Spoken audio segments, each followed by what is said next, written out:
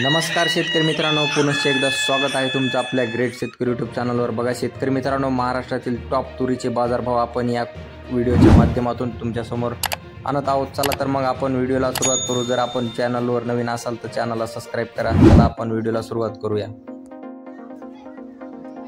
बाजार समिती अमरावती या ठिकाणी आवक आलेली 4858 क्विंटल, जास्तीचा दर आहे 10,351 रुपये क्विंटल, सर्वसाधारण दर आहे 10,025 रुपये क्विंटल। जात आहे लाल तूर। पुढील बाजार समिती नागपूर या ठिकाणी 3,618 क्विंटल आवक आलेली, जास्ती दर आहे 10,340 रुपये क्विंटल, सर्वसाधारण दर 9,955 रुपये क्विंटल। जात आहे लाल तूर।